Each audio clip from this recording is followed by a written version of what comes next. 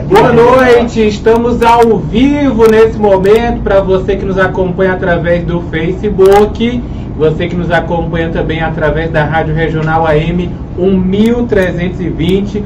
Vamos hoje falar sobre geografia e redação. Redação que pode decidir a nota do seu vestibular nesse próximo final de semana aí na UVA. O professor tem boas dicas para você que está nos acompanhando nessa noite.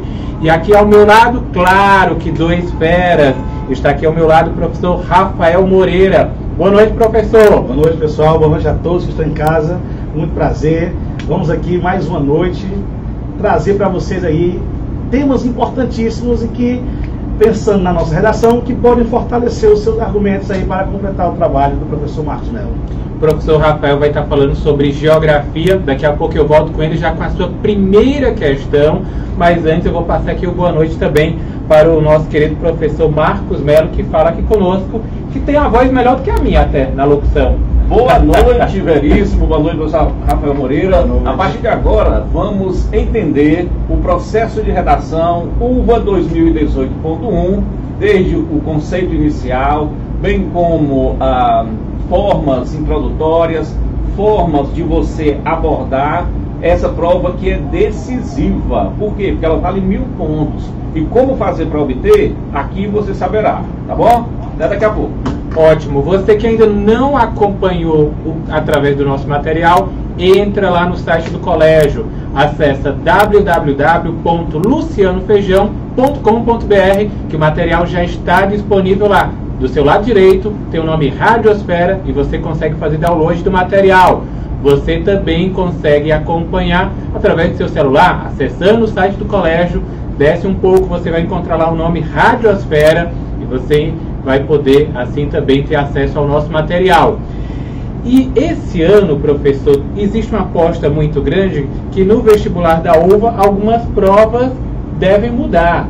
E o professor Rafael está trazendo aqui como exemplo na sua primeira questão o Enem de 2017, super atualizado e também algo que deve vir como novidade no vestibular da UVA. Fala um pouco para a gente, traz logo a primeira questão. Show de bola, vamos lá, pessoal.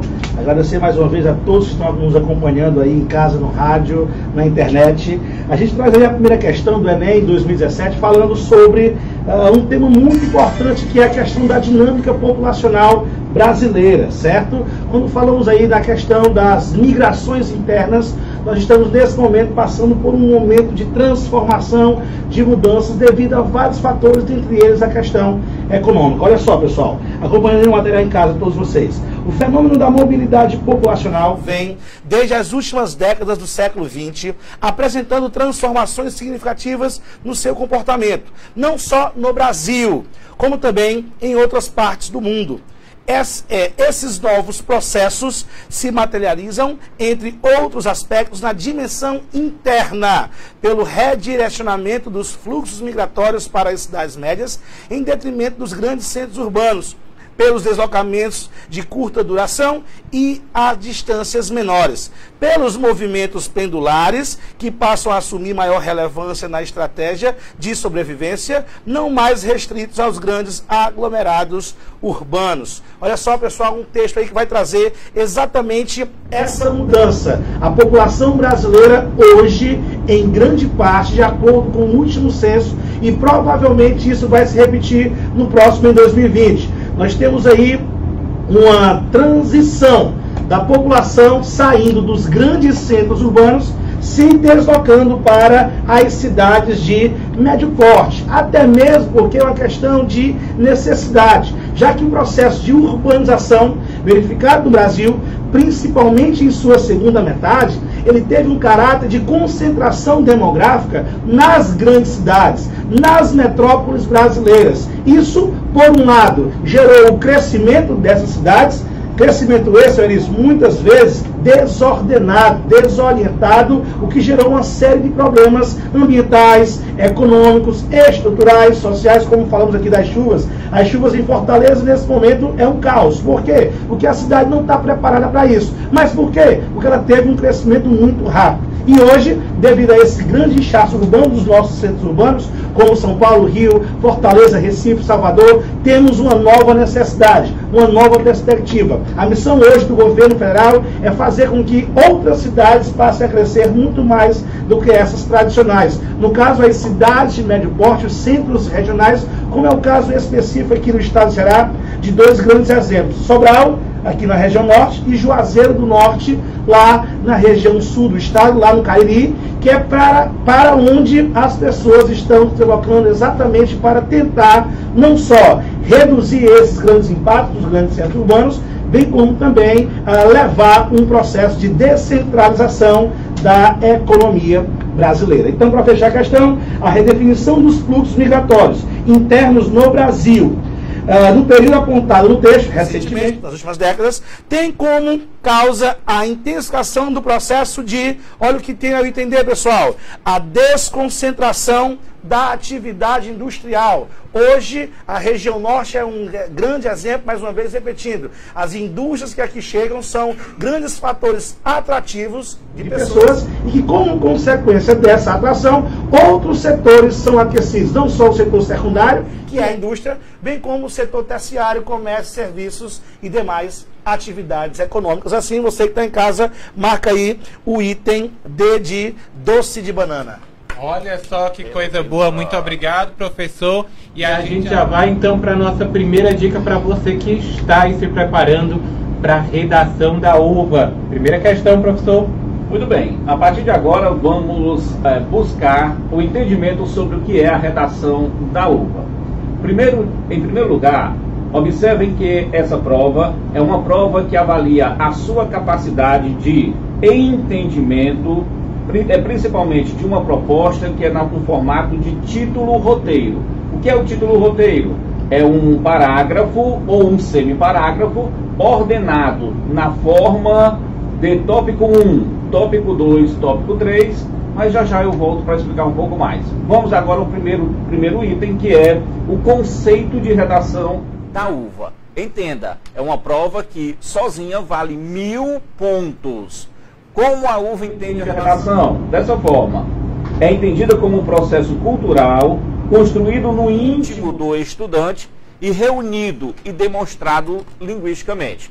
Então entenda, a redação para a UVA é um texto em que você, redator, redatora, demonstrará sua capacidade de formação cultural que aprendeu ao longo da sua vida escolar e a partir dali comece e demonstre entendimento de forma linguística. Mas o que é o linguístico? O que se cobra, o que se observa? É principalmente o entendimento que você tem da norma padrão da língua portuguesa. Norma padrão que é regida pela gramática normativa, que pede que você escreva de uma ordem direta, demonstrando sua cultura como um tal. Uma outra observação é que neste momento, no vestibular, esta redação que você produzir deverá ser para o sentido da avaliação. Então será algo para avaliar, ou seja, como obter o que é de fato avaliado nesta redação. Dois processos. Primeiro, se você aprendeu a norma padrão da língua portuguesa. Depois, outro processo, o processo cultural que você demonstrará ao longo do texto, bem como a observação sobre tudo que acontece no Brasil e no mundo. Gente, uma dica importante. Os temas de redação da UVA dos últimos vestibulares avaliou principalmente a sua capacidade de avaliação nacional, do plano nacional, ou seja, da conjuntura brasileira. Basta observar que em 2015, por exemplo, eles cobraram o seguinte: nas regiões mais ricas do Brasil, elegem determinado candidato. As regiões mais pobres elegem outro candidato. Como você pensa a respeito disso? Então, atentem, porque este tema de 2018, ele está atrelado também a essa colocação de quê? De observação do plano nacional, envolvendo política, envolvendo economia, educação e principalmente a cidadania. Palavra essencial, cidadania. Tá bom? Vamos lá, muito obrigado, professor. Já esclarecendo então a sua primeira questão com relação à redação da UVA. Agradecer vocês que já nos acompanham através do Facebook, o Breno Araújo, o José Ricardo, você que nos acompanha também de casa. E a gente vai agora já direto para a nossa segunda questão de geografia, professor que já traz também outro tema importante e atual. Muito bem. Vamos lá, pessoal. Segunda questão, trouxe uma questão da UES 2017, também bem recente, falando sobre o fenômeno de urbanização brasileira. Olha só, pessoal. Escreva VOF conforme seja verdadeiro ou falso, o que se afirma sobre os novos fenômenos da urbanização brasileira. Olha só o primeiro parênteses, galera. Quem está em casa, olha só, anota aí. As atividades econômicas vinculadas às funções de decisão, financiarização e inovação tecnológica da produção e serviços de pós-venda abandonam, circula aí, galera, quem está em casa, abandonam as metrópoles e se aglomeram cada vez mais em cidades médias e pequenas. Pessoal, muito importante a gente fazer essa observação. Quando o cara está aqui no vestibular um pouquinho nervoso, ele faz uma leitura rápida e às vezes ele leva ao erro quando o autor faz isso de propósito, que é o que tem aqui nesse item, nessa questão. Quando nós trazemos aí o direcionamento das atividades das grandes cidades, elas continuam ainda nas metrópoles, principalmente nas maiores cidades do país, principalmente aquelas que estão conectadas com o contexto internacional chamadas metrópoles globais.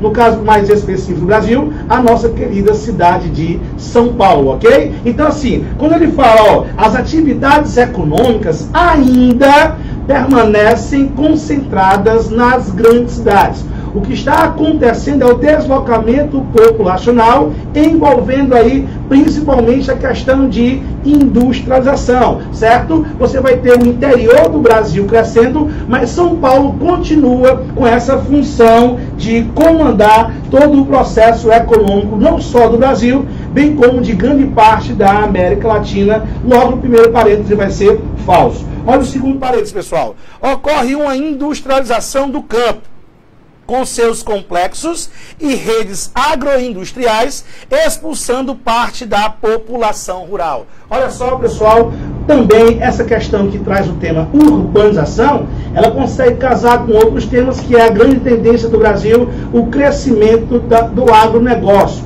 que traz, por um lado, um ponto positivo, que é o aumento do PIB, a importância do país, tanto na participação do comércio regional, quando falamos regional, falamos em Mercosul, falamos em América Latina, bem como no comércio global, certo? Então, essas atividades econômicas ligadas ao campo, com destaque para a soja, para a produção de carnes, também milho, fazem com que o Brasil se destaque no comércio internacional. Porém, há um preço muito alto, certo? Há um preço muito alto que pagamos por esse crescimento. Um deles é a questão ambiental, que vamos discutir em um outro momento, em uma outra oportunidade, o avanço do agronegócio, o avanço das fronteiras agrícolas que vão gerar aí, que vai gerar a questão do desmatamento, o empobrecimento do solo, o esgotamento do solo, ok? Mas, já trazendo para a questão, temos a questão social, temos aí uma vinculação que essa mecanização,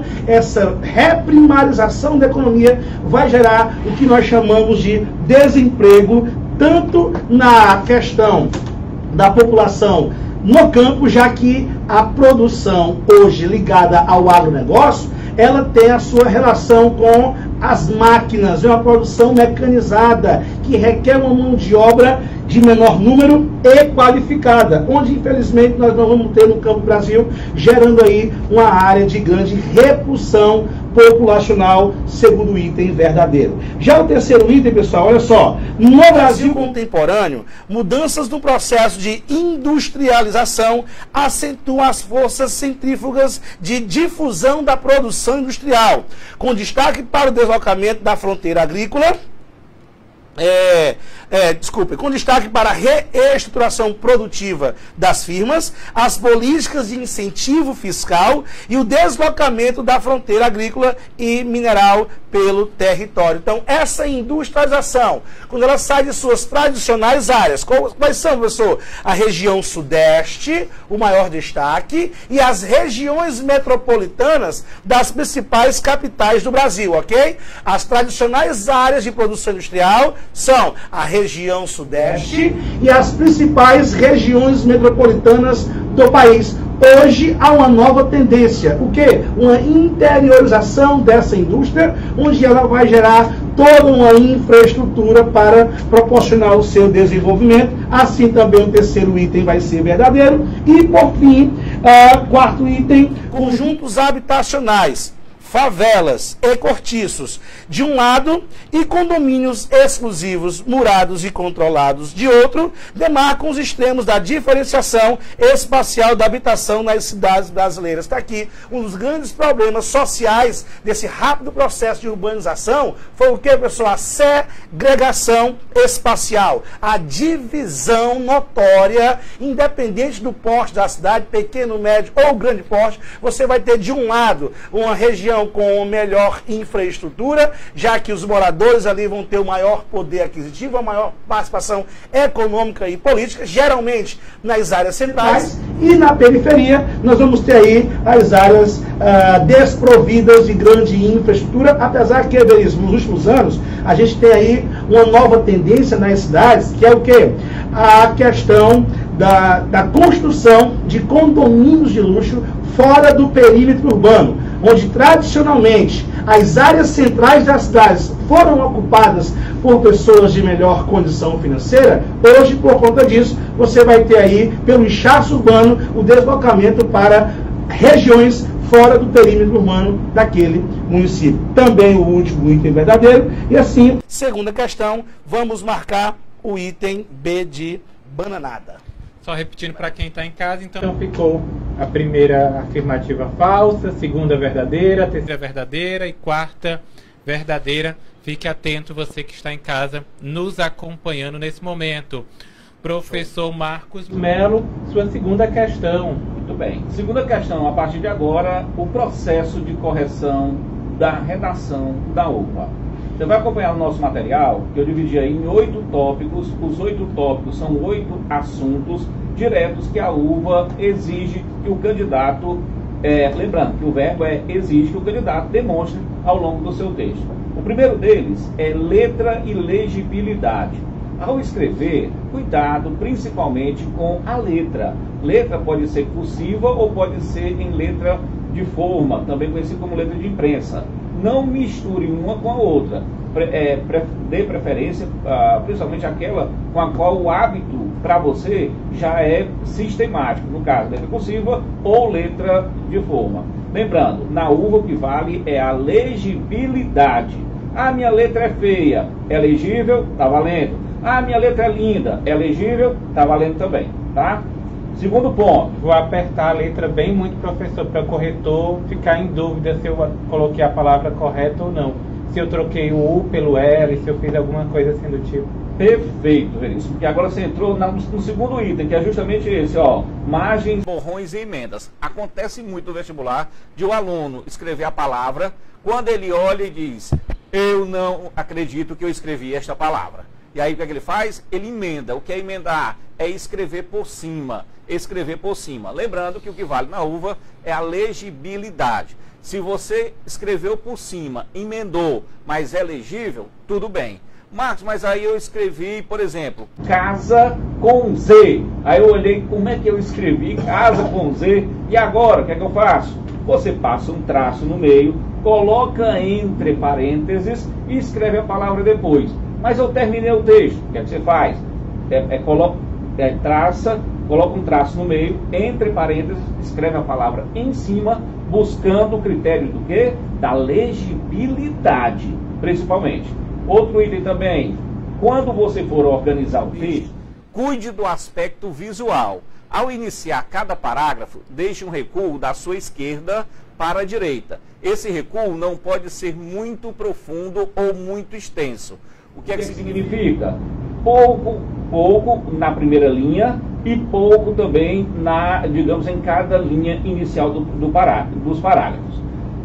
Atente que na uva o erro ele é contado novamente, diferente do Enem, que há, digamos, uma tolerância. Na uva é contado erro nova contagem, novo erro, nova contagem, e assim sucessivamente.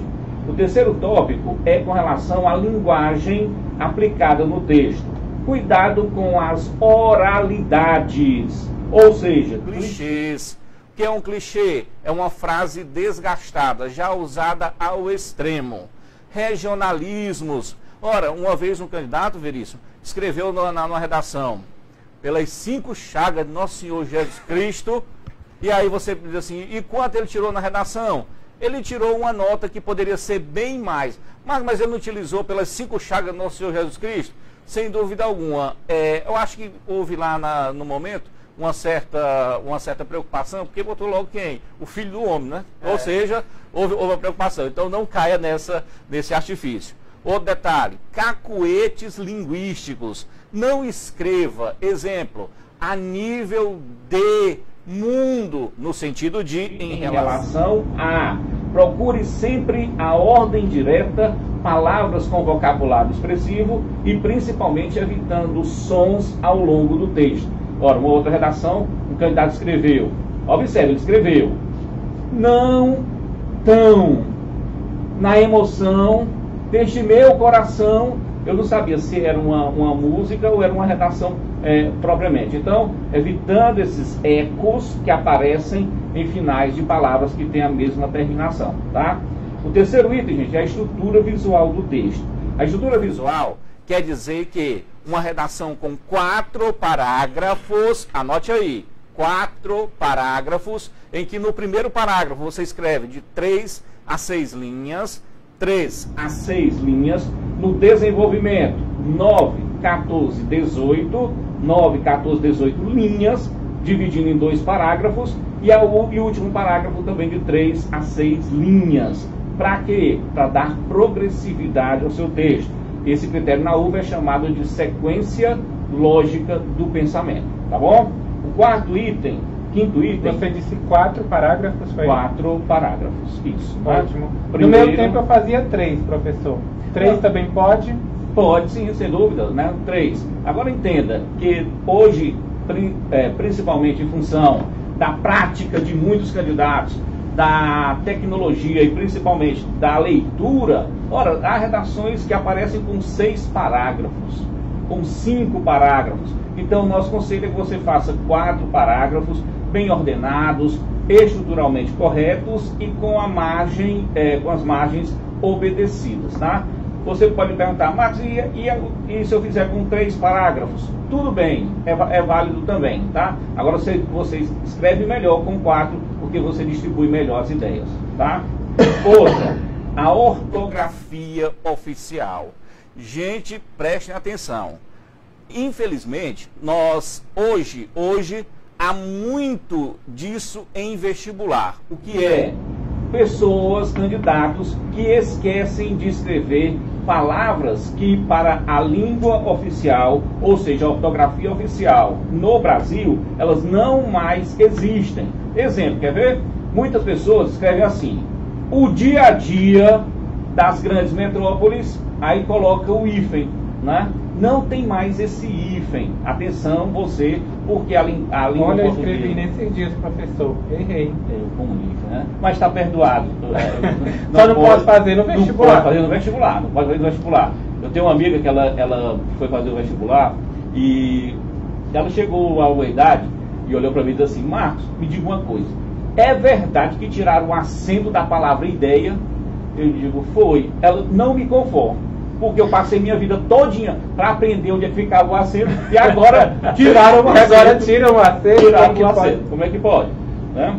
Outro detalhe também, a acentuação gráfica também acompanha. Cuidado com as notações léxicas, que é o cedilha, o apóstrofo e também, digamos, aqueles acentos, o acento agudo e o acento grave que indica crase, tá? Falando em crase, que é problema de 99% da torcida do Corinthians, que é a maior torcida do Brasil. Né? Eita. Crase é o seguinte: se você não souber, não escreva. Troca logo. Não escreva, não escreva. Se não souber, coloca ou coloca? Não, não coloca não. É melhor, tá? Outra, pontuação do texto. Prefira o ponto, mais ao ponto e menos a vírgula, tá bom? E por último, gente, coesão, coerência, clareza, buscando a harmonia textual, tá? Tudo que eu falei agora faz parte do segundo item, do primeiro item de correção, que é a chamada correção e linguagem no vestibular da UVA 2018.1, tá bom? Ótimo, obrigado, professor. Você que está em casa nos acompanhando nesse momento, a gente vai fazer um rápido intervalo de 1 minuto, só o tempo de mudar a frequência aqui do ar-condicionado, porque o professor está suando, está fazendo calor aqui, aí vai dar certo, está chovendo lá em Fortaleza, Muita também chuva. tem uns fãs acompanhando ele aqui através do Instagram. Obrigado você que nos acompanha também na nossa página no Facebook. Lembrando você que está em casa, que no próximo sábado também acontece aqui no Colégio Luciano Feijão a abertura oficial da SEC, que é uma organização do nosso colégio, dos coordenadores e também todo o envolvimento aí dos nossos professores. A gente teve aí uma alteração no horário da caminhada da SEC, que vai tratar esse ano sobre o tema paz. Nós vamos estar saindo às 7 horas da manhã aqui do Colégio Luciano Feijão para fazer esse percurso pelo centro de Sobral, lembrando aí o tema e a abertura desse grande evento aqui do nosso colégio. E também a você que está em casa nos acompanhando, que ainda não se inscreveu no aulão de véspera, acontece amanhã, sexta-feira e sábado, aqui no Colégio Luciano Feijão. Você pode se preparar e garantir aí os principais bisus do que vai cair na prova do vestibular da UVA. Daqui a 60 segundos estaremos de volta.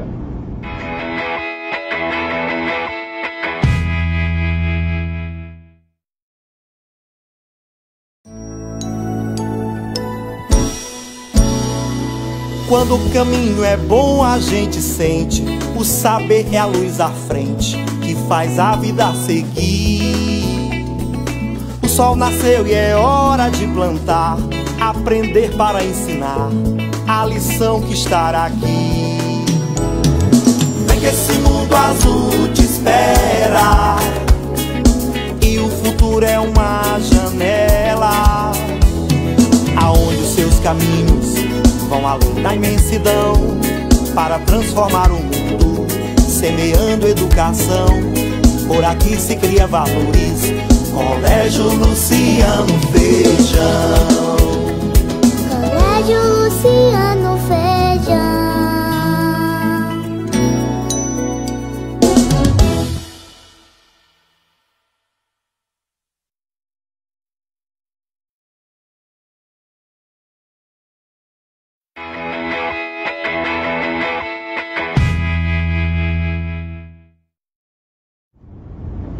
Boa noite, estamos de volta com Radiosfera. Deu tempo de tomar uma água aqui e já estamos com mais uma questão de geografia, terceira questão aí para você que nos acompanha nesse momento. Fique atento ao nosso material, você que já fez download através do site do colégio. Vamos lá, professor, terceira questão. Show de bola, vamos lá, pessoal que está nos acompanhando em casa. Olha só, terceira questão, uma questão sobre a economia brasileira e o seu processo de abertura para a globalização. Olha só, a partir da Segunda Guerra Mundial, 1939 a 1945, puxa a setinha aí no seu material, a indústria ganhou importância no processo econômico brasileiro. O plano de metas, elaborado no governo de Juscelino Kubitschek, que foi de 1956 a 1961, impulsionou o crescimento econômico a partir da adoção de diversas medidas. Foram destaque nesse período. Galera que está em casa, que está nos acompanhando na internet, muito importante esse momento da conjuntura internacional. Pós-Segunda Guerra Mundial, temos aí um processo iniciando a famosa Guerra Fria, e ao mesmo tempo a gente vai ter um processo de descentralização da produção industrial mundial. Olha só, pessoal, que interessante. Nós sabemos que as indústrias vão surgir lá nos países ricos, mais precisamente Europa, meados do século XVIII. E então, num primeiro momento, séculos XVIII e XIX, os países ricos vão se industrializar. na vanguarda do processo, se consolidando como as maiores potências do mundo. Mas aí, a partir desse momento sugerido na questão, nós vamos ter como um grande objetivo a ampliação dos lucros, a otimização dos resultados financeiros. As grandes corporações internacionais começarão a sair de seus países sedes e se deslocarem para os países, na época chamados subdesenvolvidos, terceiro mundo, hoje chamados de países em desenvolvimento, o que mais especificamente chamamos de países emergentes. E o Brasil vai acompanhar essa tendência internacional. Um país com uma grande potencialidade, um grande território, um processo de investimento de infraestrutura acontecendo, um grande mercado consumidor. Então o Brasil adota um modelo de substituição de importação. Começa aí a abrir as suas portas para a chegada das multinacionais, e esse processo vai acontecer exatamente com o presidente JK, tendo em vista que um outro momento anterior, muito importante da nossa indústria, o momento vivenciado por Getúlio Vargas,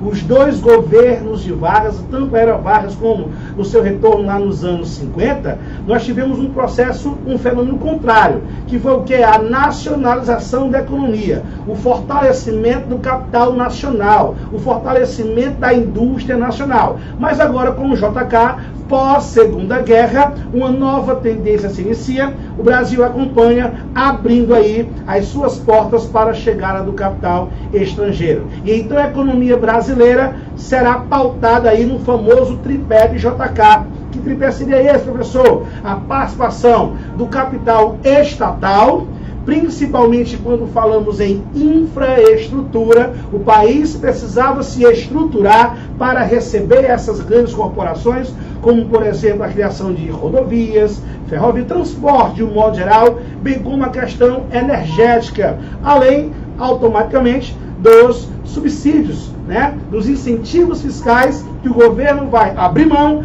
para atrair esse capital estrangeiro. Em contrapartida, a chegada desses investimentos vai proporcionar aí o aumento da economia, o aumento do PIB, a geração de emprego, mas que hoje essa política é contestada, já que, infelizmente, com o processo de abertura para a chegada dessas multinacionais, a indústria nacional não estava preparada para competir de igual para igual com essa rapaziada que estava chegando. E uma dessas consequências foi o fortalecimento da indústria multinacional na economia brasileira, espaço este que era das empresas nacionais, e para muitas destas, a sua falência, já que elas não conseguiram acompanhar o ritmo de competitividade. Assim, a era JK vai ser marcada pela abertura da economia brasileira. Olha só, professor. Então, o destaque desse período, olha o item A.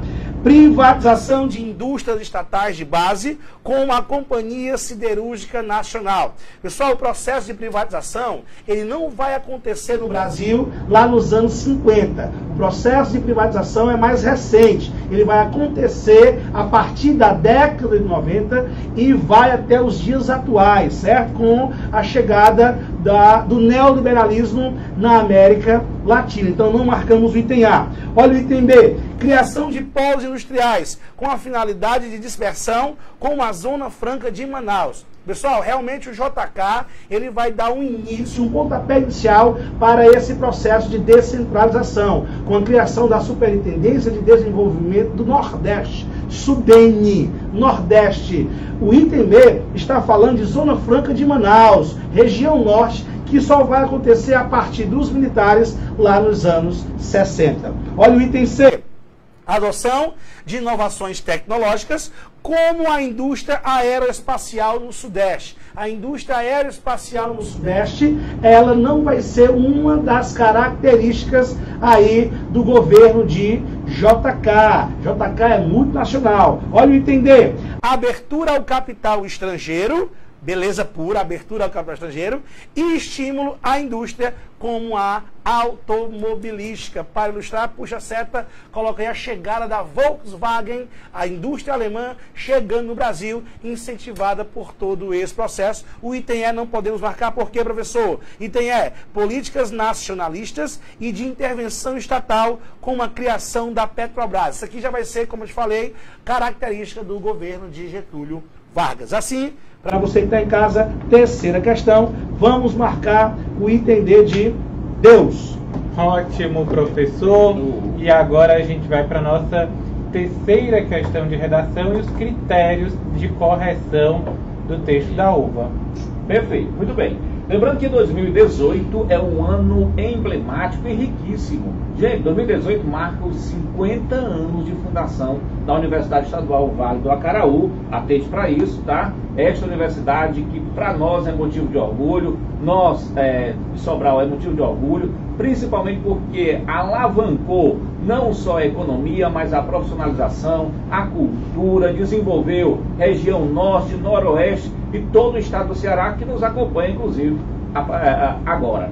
Segundo item de 2018, é o ano de 30 anos da Constituição Cidadã. A nossa Constituição, de 1988, completa 30 anos agora. Avanços, ganhos e perdas pode ser um tema interessante para esse vestibular. Outro também, 2018 é ano de Copa do Mundo de futebol, certo? O Brasil vai pegar a Alemanha. Ou não vamos entrar nesse mercado. Pelo amor de Deus. Não podemos, né? Copa do Mundo, também temos, ou seja, um universo de assuntos dentro de 2018. Agora, principalmente no terceiro item, é o quê?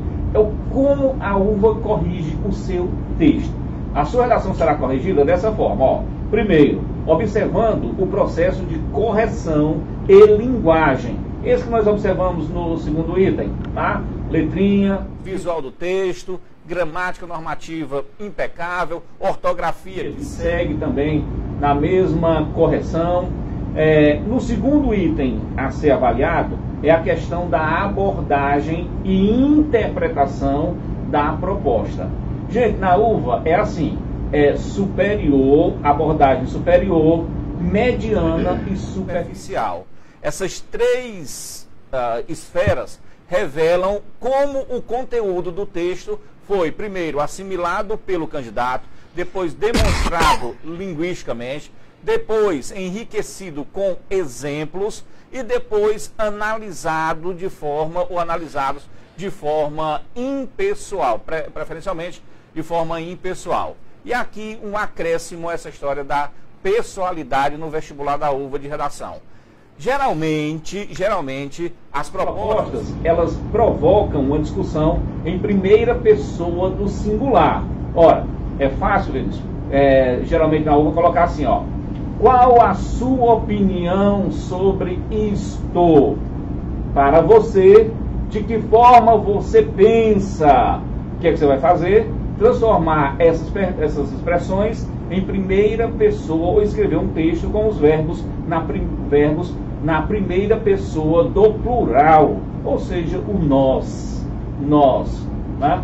Por quê? Porque significa que você respeitará todo o conhecimento que assimilou através de mestres do seu passado que chegaram até você e agora você vai se utilizar desse conteúdo e comungar na redação, tá bom? Outra, o que é o superior para a uva? Significa dizer que você inovou, trouxe leitura diferenciada, trouxe um exemplo que pode ser utilizado. Ora, o professor Rafael Moreira falou aqui algo importantíssimo. Ele falou sobre o desenvolvimento brasileiro a partir de JK. Você me pergunta, professor, eu escrevo JK, eu escrevo Juscelino Kubitschek. Você sabe escrever Juscelino Kubitschek? Se não, escreva uma expressão. Agora, por favor, não vá, digamos, tentar escrever algo que você não domina. É o caso, por exemplo, de Nietzsche. Friedrich Nietzsche. Escreva. Não, é outro detalhe, não é importante. Só escreva o que você souber. Marcos, se eu escrever uma palavra e eu errar, vai ser considerado o erro, principalmente porque essa redação ela é principal. De gramática normativa também, a ortografia vale muito, tá? Outro detalhe, tem um critério na UVA chamado sequência lógica do pensamento. O que é a sequência lógica? É você ler a proposta, interpretar e logo na introdução escrever na ordem do que você compreendeu.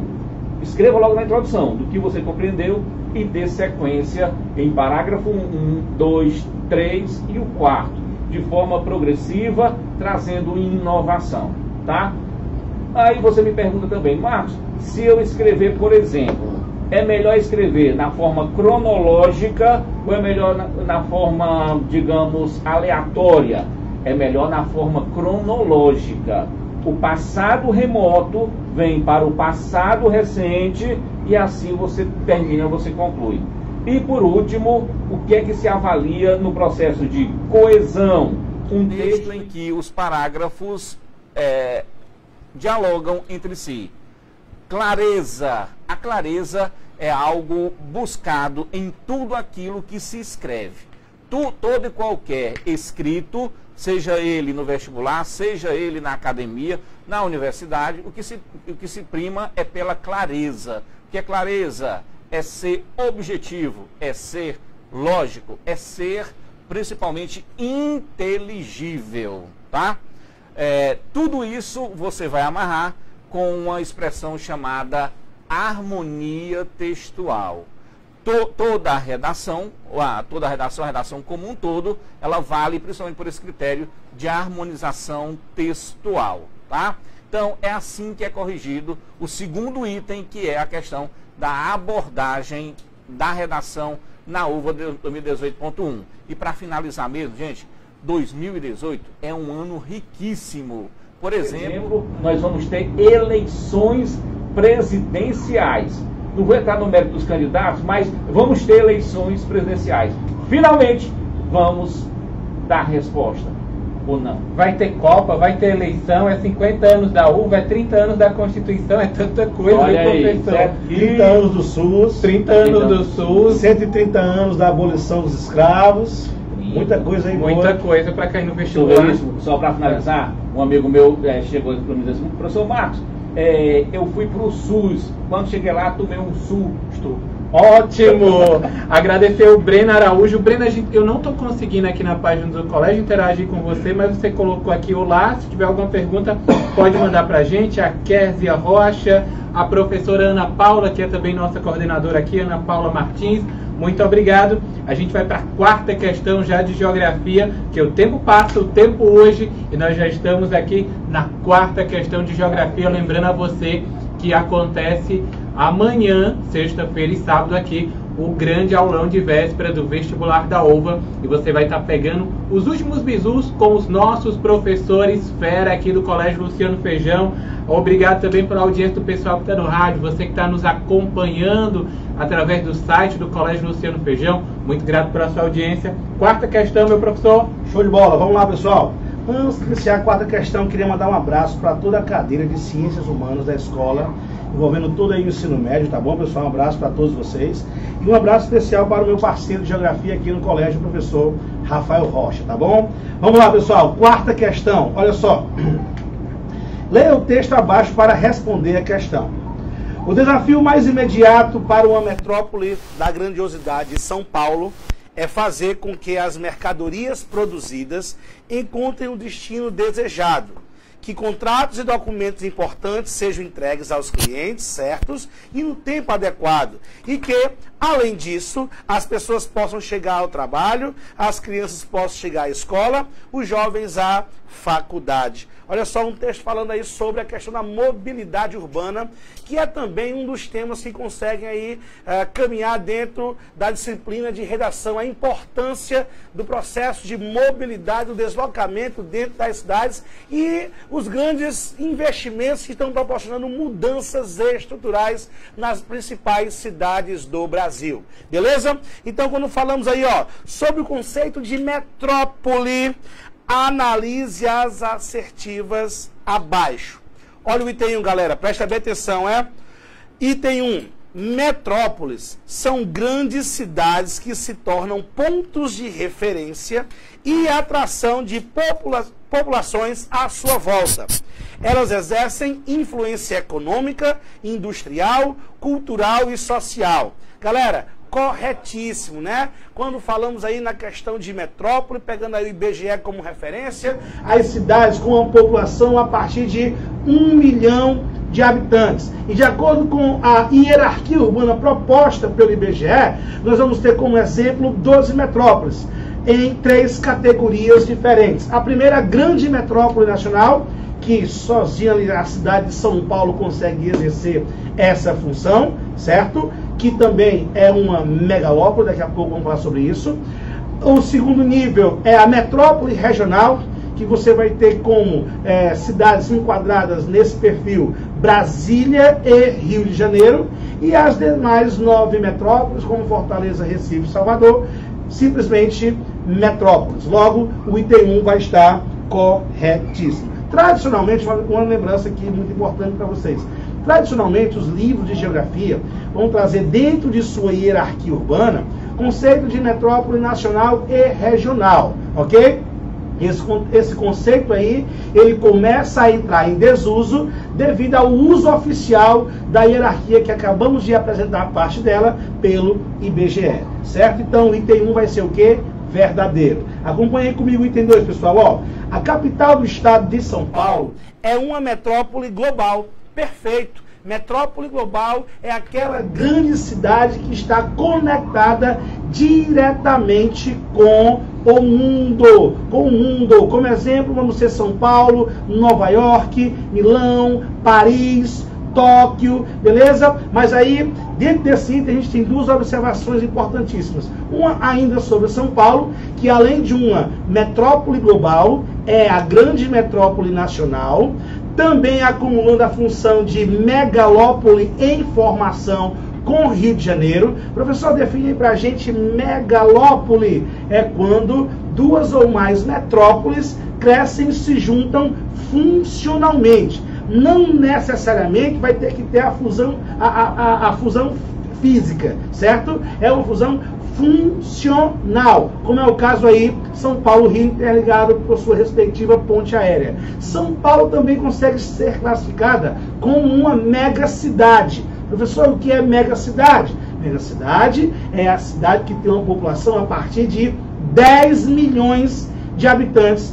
No caso específico de São Paulo, já ultrapassa 11 milhões de pessoas, tá? Essa é a primeira observação que eu faço no item 2. A segunda observação é sobre atualidades aqui do nosso estado. Você também vai fazer aí a questão do vestibular da UVA, mas também serve para as questões do Enem, referentes ao Enem, já que um dos temas muito importantes, já que discutimos aqui, inclusive, esta noite, o processo de privatização da economia, nós temos recentemente aí a questão da privatização de alguns aeroportos no Brasil, que inclusive o aeroporto de Fortaleza foi privatizado, e por conta dessa privatização, ao assumir a nova gestão, que são os alemães da Fraport, eles trouxeram um grande parceiro europeu que tem como objetivo instalar um ponto de conexão, que na linguagem da aviação civil é um hub, né? Hoje, Fortaleza, desde maio de 2018,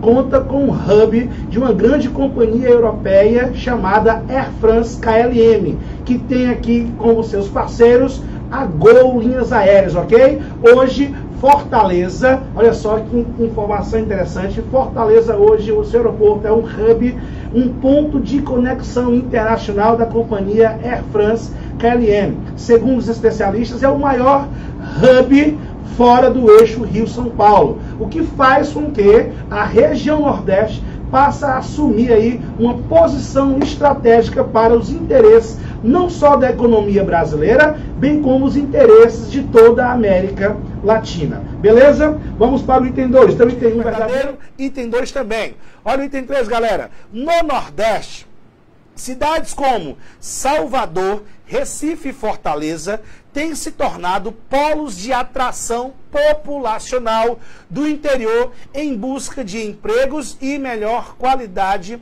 de vida. Galera, esse item também vai estar correto. Por quê, professor? Porque mesmo com esse movimento da nova tendência que discutimos na primeira questão, ainda essas cidades nordestinas conseguem ser um grande polo. Há um grande movimento de repulsão nas grandes metrópoles do Sudeste. O grande chasse, como falamos, região metropolitana de São Paulo, pessoal, são 19 milhões de habitantes.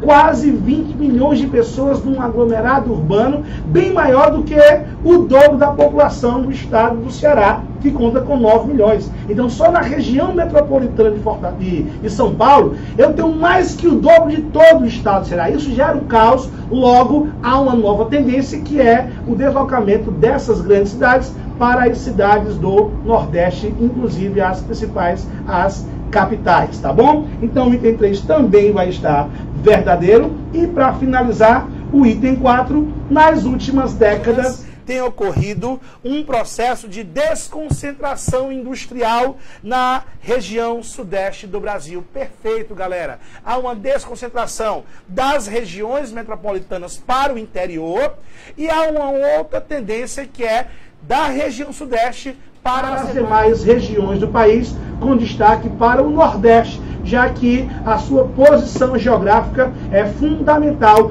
tanto para a exploração do mercado nacional, bem como a exploração do mercado internacional. Com isso, galera, é correto que se afirma em item C de carne moída 1, 2, 3 e 4 como corretos. Ótimo, muito obrigado, muito bem explicado. Agradecendo o Renan e Edna chegando aqui também nos acompanhando. Muito obrigado pela sua audiência através do Facebook. Você que nos acompanha agora e que está chegando, o professor Marcos vai trazer aqui mais dicas para você do vestibular da UVA. E precisa estar muito atento, professor, a cada tópico. Essa sua quarta questão também exige muita atenção com relação à redação, que vale muitos pontos, 1000 pontos a redação da UVA. 1000 pontos, é uma prova independente, lembrando que é uma prova específica. A redação na UVA, ela é uma prova vespertina, ou seja, é uma prova da tarde.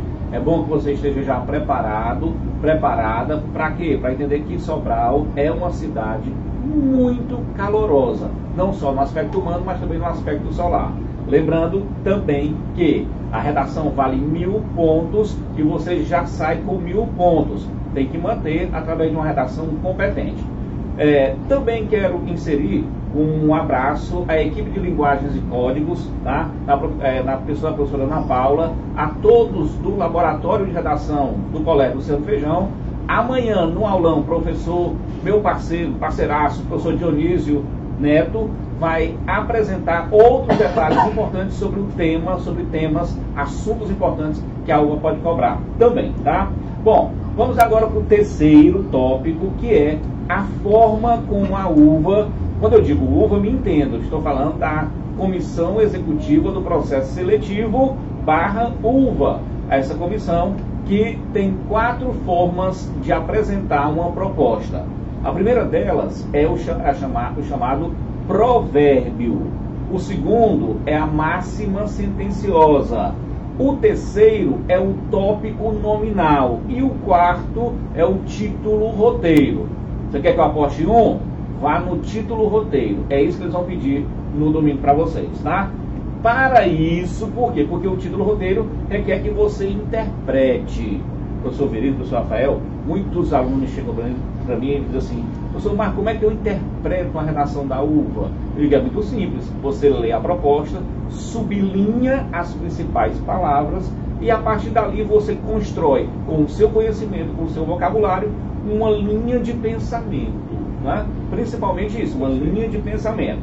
O provérbio, olha que interessante no nosso material, que diz, em muitos casos de sabedoria popular, o provérbio é um remédio que, quando colhido, ameniza a alma de muitos sedentos de instrução. Quando se diz alma aqui, lembrando que isso aqui está na forma de título roteiro, vai utilizar um provérbio. O que é que ele diz como alma sedenta? Alma sedenta é quando você, segundo uma religião, quem está vivo tem alma, quando está morto tem espírito, né? Segundo a religião. Então você agora tem uma alma que necessita de quê? De conhecimento, de instrução. Tem um provérbio, mas o que é um provérbio? É uma frase que surgiu no seio da sociedade, de uma determinada cultura, não se sabe quem inventou, quem disse a primeira vez, por que disse, mas ela criou raízes na sociedade e chegou até nós. Quando eu digo nós, a todas as gerações. Olha que interessante esse saber popular. Diz assim, ó: se queres que digam bem de ti, não digas mal de ninguém. Abre aspas, repetindo. Se queres que digam bem de ti, não digas mal de ninguém. E aí você diz assim: eu entendi essa proposta, eu entendi esse provérbio. O que é que ele quer dizer? É aí que entra a capacidade de interpretação e abordagem. O que é que você faz? Todo provérbio tem duas partes, gente. Tem duas partes. Essas duas partes estão paralelas entre si.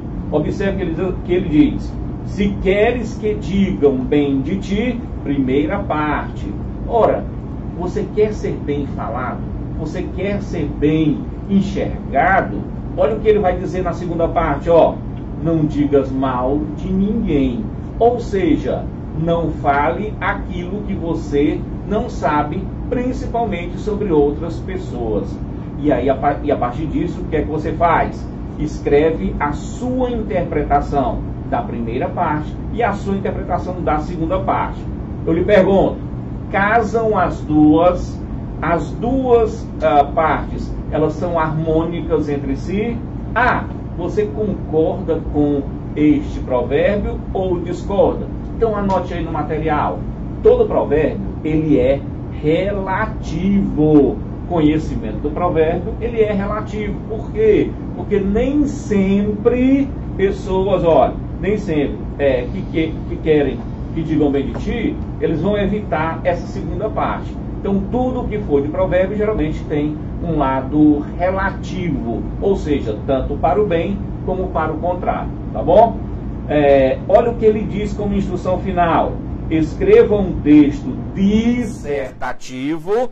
E atenção, você que nos acompanha, a uva ela pode pedir de 4 formas diferentes essa mesma situação. Ele pode dizer assim, escreva um texto dissertativo. Segundo, redija um texto de opinião. Terceiro, escreva a sua opinião. E a quarta, que é terrível. Por que é terrível? Porque eu não gosto dessa forma, sou feliz. Ele diz assim, escreva dando sua opinião. Eu detesto essa expressão, mas já utiliza de vez em quando. Escreva dando o quê? Sua opinião. Certo? Uma coisa assim, um tanto, digamos assim, fora de tempo, né? Então, lembrando, geralmente esses textos da uva são dissertativos. Dissertativo pode ter 3 partes: a introdução, o desenvolvimento e a conclusão. A tese que você pode criar, a argumentação, a informatividade e também a solução. O Breno Araújo está dizendo aqui para a gente, professor, nas provas de redação da UVA, geralmente é interessante apresentar proposta de intervenção, a interrogação dele. Boa noite, professores, e parabéns pelo belíssimo trabalho. Ele pontuou e usou muito bem as vírgulas aqui. Olha que vai bom, fazer Breno. uma boa prova. Muito bem, Breno. Olha, você já demonstrou no primeiro momento que na prova a pontuação vai ser a marca maior do seu texto, tá? Aproveite essa característica, porque a uva cobra muito essa questão de ponto e vírgula. Repito, é melhor o ponto do que a vírgula, tá? É mais fácil, inclusive.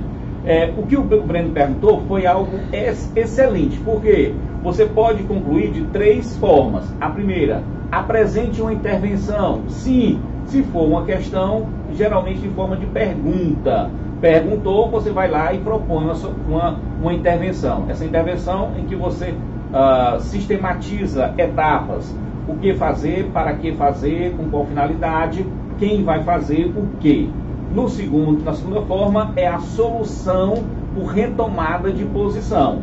Você simplesmente soluciona porque assim pede a proposta.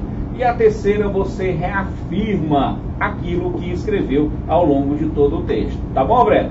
Vocês também entenderam? Ok? Mande perguntas, pode mandar e aqui nós vamos responder, tá bom?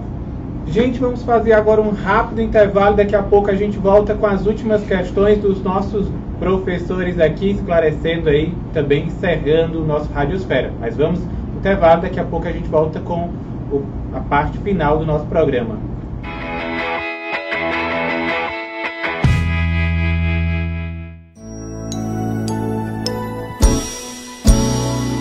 Quando o caminho é bom, a gente sente. O saber é a luz à frente que faz a vida seguir. O sol nasceu e é hora de plantar, aprender para ensinar a lição que está aqui. Vem que esse mundo azul te espera e o futuro é uma janela aonde os seus caminhos vão além da imensidão para transformar o mundo, semeando educação. Por aqui se cria valores. Colégio Luciano Feijão. Colégio Luciano Feijão.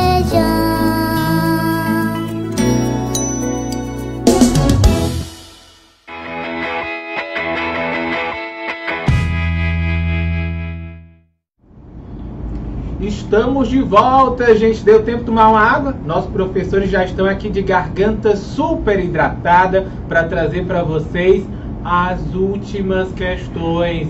Lembrando para você que todas as edições das nossas aulas anteriores do Radiosfera está salvo no nosso site, também está disponível no nosso Facebook para que você possa continuar acompanhando, pegando aí os bizus dos nossos professores, que também está na nossa página no YouTube. Nossa página não, nosso canal no YouTube, olha só. Então tá lá no nosso canal no YouTube para que você possa acompanhar também.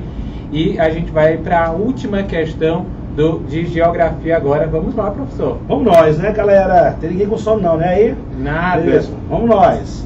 Você está em casa aí no radinho, fique atento para a nossa última questão. Olha só, pessoal. Questão de número 5. Na economia globalizada, ocorre uma Maior circulação de pessoas, produtos, capital e informações entre os países. Para isso, são criados e aperfeiçoados sistemas de engenharia que facilitam o movimento. Sobre a situação brasileira quanto a esses sistemas, analise as afirmações a seguir. Pessoal, estamos falando aí do conceito de globalização. Professor, como é que didaticamente podemos definir globalização? É um intenso fluxo de pessoas, mercadorias, pessoas, capitais, ideias em escala mundial, através de dois importantíssimos pilares, que são os meios de transporte e os meios de comunicação. Sem esses pilares, essa nossa relação aqui, estamos aqui em Sobral, o mundo inteiro podendo acompanhar esse nosso projeto, essa nossa informação. Por quê, professor? Porque há toda essa sustentação de infraestrutura, no caso específico, de telecomunicação, que teve um grande avanço aí nas últimas décadas, principalmente a partir da segunda metade do século XX, com a chegada da terceira revolução industrial. Satélites de telecomunicação, cabos de fibra ótica, todo esse aparato aí. Atualmente, a internet sem fios, o famoso mundo do Wi-Fi, tudo isso contribuindo para que mais informações possam aí circular a nível internacional, bem como o desenvolvimento dos transportes. A evolução da aviação foi fundamental para encurtar as distâncias, tornar os lugares cada vez mais próximos, gerando aí como principal objetivo o acúmulo de capital. E a questão faz aí uma alusão da definição de globalização, trazendo para o território brasileiro. Olha só, pessoal, sobre a situação brasileira. Item 1.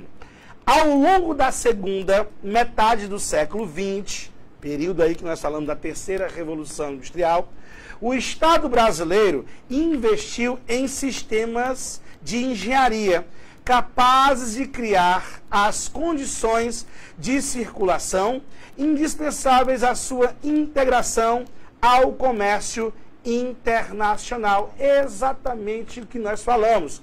A nível internacional surge essa terceira revolução industrial, então ocorre o quê? Uma necessidade do Brasil em acompanhar essa infraestrutura. Infelizmente, a gente não consegue acompanhar em tempo real as inovações que acontecem em países como os Estados Unidos, como o Japão e os países da Europa Ocidental, né? Especificamente, o Brasil vai começar a acompanhar, principalmente quando falamos em telecomunicação, a partir do final da década, a partir dos anos 90, com o processo de privatização da telecomunicação, onde o capital privado vai aí trazer um grande aporte em modernização dessa infraestrutura. Devemos salientar que ela foi criada pelo Estado brasileiro ao longo aí da segunda metade do século XX e aperfeiçoada lá no final da década, lá na década de 90. Isso tanto para a telecomunicação, bem como para os meios de transporte, conforme nós falamos em questões anteriores. A privatização das estradas, a privatização das ferrovias, a privatização dos aeroportos terão vários fatores positivos e negativos. Dentre eles, trazendo aqui para a realidade desta questão algo muito interessante, já que vamos estruturar todo o processo que é capaz aí de promover essa circulação de pessoas, informações, capitais e mercadorias. Então, o item 1 vai ser verdadeiro. Olha o item 2, pessoal. Ó, olha o item 2. As deficiências da infraestrutura de transportes oneram as exportações de commodities agrícolas porque causam um gargalo logístico que dificulta o escoamento da produção. Infelizmente, essa é a cara do Brasil hoje. Nós somos um país com um grande potencial agropecuário, especificamente um produto chamado soja. Devido aí ao avanço tecnológico do Brasil, conseguimos produzir uma soja de alta qualidade com um preço bem menor em relação aos principais produtores no cenário internacional, principalmente Estados Unidos. Algo fundamental, algo que todo empresário, todo empreendedor quer, um produto de altíssima qualidade com um custo menor. Porém, infelizmente, esse sonho aí ele se torna pesadelo quando a gente pega essa soja lá do campo, de alta tecnologia, joga em cima de uma carreta e, infelizmente, a infraestrutura não consegue acompanhar. Até mesmo porque já temos o grande erro, a carreta. Hoje, quando pegamos a distribuição dos modais de transporte, galera, o setor rodoviário representa 60% do transporte de cargas no nosso país. Isso é um crime. Por que é um crime, professor? Porque o Brasil é um país de dimensões continentais. E o melhor investimento que ele poderia ter feito ao longo do século XX, principalmente em sua segunda metade, seria no transporte ferroviário. Assim como os países ricos fizeram, assim como a China, que hoje, apesar de ser um país emergente, é o segundo PIB do mundo, o Japão, os Estados Unidos, os países da Europa, investiram muito nas ferrovias. Por quê? Porque é um transporte que consegue aí, levar mercadorias com um menor custo, que é o que interessa. Como não investimos? Por que não investimos, professor? Uma série de fatores, dentre eles as questões políticas. O desinteresse do Estado brasileiro em investir em ferrovias, o interesse em aplicar o rodoviarismo para atender às necessidades não do país, mas das multinacionais que estavam chegando no país e também para atender aos interesses da Petrobras, já que na época ela tinha o monopólio de toda a cadeia de petróleo no Brasil. Assim, hoje pagamos isso muito caro. Hoje, um dos grandes gargalos é fazer com que essa soja saia das regiões interioranas do país, como, por exemplo, o centro-oeste brasileiro, que é o maior celeiro de produção agropecuária do país, até as áreas litorâneas, até os portos de Santos, Porto do Pecém, que inclusive, galera, trazendo novamente o contexto uva, o Porto do Pecém, ele, assim como o aeroporto de Fortaleza, se tornou um ponto de conexão. Hoje o Porto do Pecém, no estado do Ceará, localizado no município de São Gonçalo do Amarante, é um hub portuário. É um ponto de conexão que tem como objetivo ligar a América Latina aos principais mercados asiáticos, o que vai dar um upgrade na economia do estado do Ceará. Porém, infelizmente, ainda é o setor de infraestrutura e transporte um grande gargalo, tornando o item 2 também verdadeiro. E, por fim, o item 3, olha só. Na primeira década do século XXI, o Estado brasileiro instalou sistemas de transportes articulados, a intermodalidade. Coloca aí, puxa a setinha, intermodalidade, com o objetivo de aumentar a polarização da região concentrada. Galera, infelizmente o item 3 é falso. Infelizmente, por quê? Porque ele joga aí na primeira década do século XXI. Ainda não conseguimos promover esse nível de investimento para facilitar o escoamento da nossa produção, tornando o espaço geográfico brasileiro com um grande problema chamado rugosidade espacial, a dificuldade de deslocamento dessas mercadorias que, infelizmente, nós não conseguimos num curto espaço de tempo, já que investir em transporte requer muito investimento, ok, galera? E é só o detalhe aí no finalzinho, ó, a região concentrada, para muitos é novidade, né? Das várias formas de como regionalizamos o Brasil, uma delas é a divisão de Milton Santos. E aí na divisão de Milton Santos, uma das regiões chama-se região concentrada, que é o que, professor? É quando ele, Milton, junta lá da divisão do IBGE as regiões Sudeste e Sul do Brasil. Assim, galera, está correto o que se afirma em item D de din-din de batata. Ok, Veríssimo? Professor, muito obrigado. Muito bom. Din-din de batata doce, né? Eita, é bom demais, professor. A gente tem algumas perguntas aqui dos nossos alunos. O Hermerson Cavalcante, falar sobre... Tá ligado? Estamos ligados. Falar sobre o tema proposto, mas não escolher uma das alternativas apresentadas para defender como pedem algumas redações, faz um texto ser desclassificado, professor? Emerson, obrigado pela participação. Você fez uma pergunta fundamental: como ser desclassificado na redação do vestibular da UFBA? Primeiro de tudo, há uma forte contrariedade para zerar uma redação ou desclassificá-la. Então pode ficar tranquilo com relação a isso. Para zerar, a redação deverá obrigatoriamente apresentar os seguintes elementos. O primeiro, fugir ao tema proposto. Como é que se foge ao tema? Eu peço para falar sobre JK, você vai falar sobre Getúlio Vargas, certo? Oposição. Também escrever em verso. O que é o verso? É o poema. Poema não pode no vestibular de redação. Isso não é só na UFBA, no Enem e também na UES e também na UFBA do Cariri, tá? Aliás, poesia não tem classificação. Poesia é beleza textual e beleza textual não se classifica. Bom, outro detalhe também. Para zerar, escrever menos do que 15 linhas ou escrever mais de 30 linhas. Acontece, mas vocês vão escrever 28, 29 ou no máximo 30 linhas.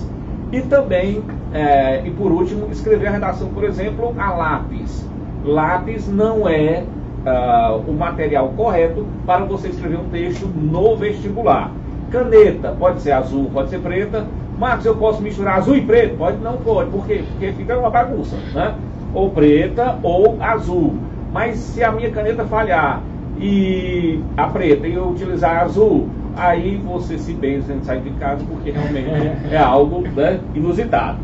Bom, na sequência, ok? Hermerson Cavalcante, obrigado pela participação, tá? Gente, nesse último item aqui, eu queria também emitir um abraço fraternal para a professora doutora Eunice Menezes, tá, Eunice? Um abraço para você.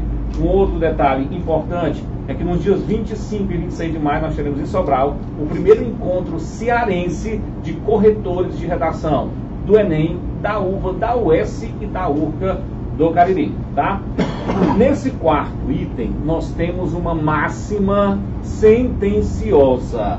É o terceiro formato de cobrança de proposta da Universidade Estadual Vale do Acaraú. Olha o que diz aí nessa proposta simulada. enriquecido pela experiência de célebres pensadores, a nota máxima, anote aí, ó, nota significa, nesse caso aí, o pensamento, a frase de alguém célebre. Máxima sentenciosa é a frase, é a oração, é a sentença que alguém muito célebre na sua área de atuação, exemplo, na física, Albert Einstein, na geografia, William Vincenti. Eu sou da época do William Vincenti. É o William Vincenti. É muito antigo não, né? Não. Ainda bem. É muito usado. Bom, também, gente, ou seja, em cada área específica nós temos a sua representação. Na redação, quem é? Professor Alto Moacir Garcia, que Deus o tenha, ou seja, foi a grande expressão com seu comunicação em prosa moderna. Ou seja, área de atuação, pessoa célebre, conhecimento célebre, que é repassado através de livros, compêndios, manuais, e chegaram até nossa sociedade. Ora, que diz mais? Ó, a nota máxima atravessa o tempo, pois retrata experiências que em algum lugar, em algum tempo e em alguma circunstância retratam o que é próprio da universalidade. Gente, para você entender o que é universalidade, imagine aí você, ó, Isaac Newton, justamente ele mesmo, o físico. 2, ele escreveu lá em uma de suas obras, olha o que ele disse lá no passado que chegou até nós. Abre aspas. Se fui adiante, foi porque eu me apoiei em ombros de gigantes. Fecha aspas. Ora, para nós, isso aí é o quê? É um conhecimento do passado dele, mas sobretudo algo para refletirmos. O que significa? Que todos nós que estamos na sociedade, estamos inseridos, nós nos apoiamos em ombros de gigantes, de pessoas que foram referenciais para nós. São essas pessoas que se tornam célebres. Olhe que fala do professor Júlio César de Melo e Souza, o famoso Malba Tahan. Malba Tahan, nos anos 1940, no Brasil, ele se vestia de árabe e ia contar historinhas nas escolas brasileiras para professores do ginásio. E ele dizia, ele tem um livro, depois na vida leia, O Homem que Calculava. E ele diz lá no prólogo, ele dizia, um brasileiro que se vestia como árabe ia dar aula de formação para professores na área de matemática. E aí ele disse, numa dada palestra, ele disse isso aí, ó, a pessoa que não lê, fala mal ouve e mal vê.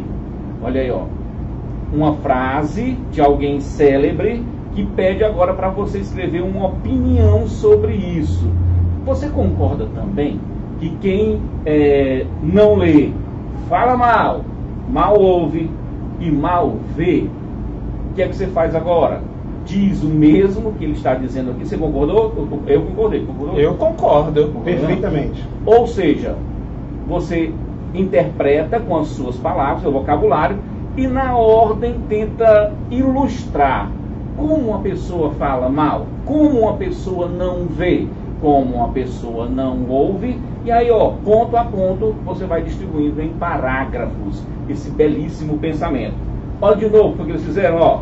Escrevam texto em prosa, lembrando que prosa é a redação normal, é aquela redação que você tem parágrafos, tem linhas contínuas, pontuação, e a partir dessa certeza de pensamento. A UVA também, de vez em quando, coloca essas afirmações para você retomar com segurança aquilo que interpretou propriamente, tá bom? Ou seja, no dia 20, primeiro de tudo, calma. Segundo, a prova de redação, a prova da tarde. Terceiro ponto, escreva 28, 29, até 30 linhas, não pode passar, tá bom?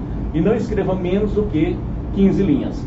E principalmente, gente, olha, amanhã no aulão, dia 18, dia 19, os nossos colegas professores vão dissecar essa prova da UVA agora do dia 20, tá bom? Espero que vocês tenham gostado. Obrigado pela participação, sobretudo, e até mais. Muito obrigado também a você que nos acompanhou durante todos esses dias, no qual a gente trouxe o Radiosfera. Depois iremos retornar em uma outra edição especial, trazendo para você também dicas sobre o Exame Nacional do Ensino Médio mais à frente. E agora eu quero agradecer a presença dos dois professores que estiveram aqui comigo nesta noite. Muito obrigado pela sua presença hoje aqui, professor, esclarecendo temas com relação à parte de geografia, muito importante, tudo muito atual, além também do nosso professor que está super atualizado, bastante afiado, e claro que tudo isso é repassado para os nossos alunos, principalmente os pais que nos acompanham também, sabem o quanto que os nossos professores estão preparados para atualizar e também para compartilhar conhecimento com seus filhos que estão hoje estudando e que estão se preparando para o vestibular da UVA. Muito obrigado. Eu que agradeço, professor Veríssimo, professor Marcos, muito obrigado pela parceria, o pessoal da equipe técnica, a nossa coordenadora Ana Paula, muito obrigado pelo convite, supervisores, direção da escola e todos que estiveram nos acompanhando aí, destinando um tempinho do seu longo dia, se preparando não só para o vestibular da UVA, mas como todos os vestibulares de 2018. Mais uma vez, muito obrigado pela parceria de vocês. Ok, então muito obrigado, professor Rafael. Você vai estar aqui também conosco nas próximas, amanhã no aulão, vai estar presente por aqui? Não, amanhã vai ser o meu parceiro Rafael Rocha, que vai dar o show dele lá de questões, previsão de questões do vestibular da UVA. Ótimo, e professor Marcos, muito obrigado pela sua presença, esclarecendo, deixando os nossos alunos atualizados para o vestibular, parte de redação que é tão importante.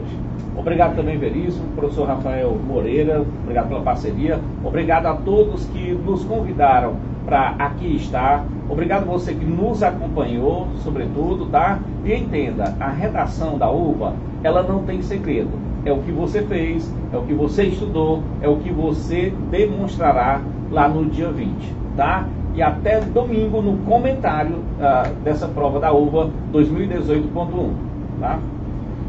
Gente, muito grato pela audiência de todos vocês que nos acompanharam durante esses dias. Boa prova, concentre-se, tome bastante água, não esqueça de levar uma caneta reserva, vá, chegue cedo, veja logo o local da prova, chegue ali uma hora antes, se for possível. Se você não conhece onde é o local da prova, tenta, imprima a inscrição também, porque a UVA cobra que você imprima a inscrição do vestibular e faça uma boa prova. Boa sorte para todos vocês, e no domingo a gente estará de volta aqui a partir das 18 horas comentando a prova do vestibular. Se você não se sente ainda preparado, ou mesmo você quer pegar os nossos principais bizu, vem participar amanhã do nosso aulão de véspera aqui no Colégio Luciano Feijão. A inscrição é na tesouraria do colégio. Gente, tchau, tchau e até domingo. Domingo a gente estará de volta aqui ao vivo.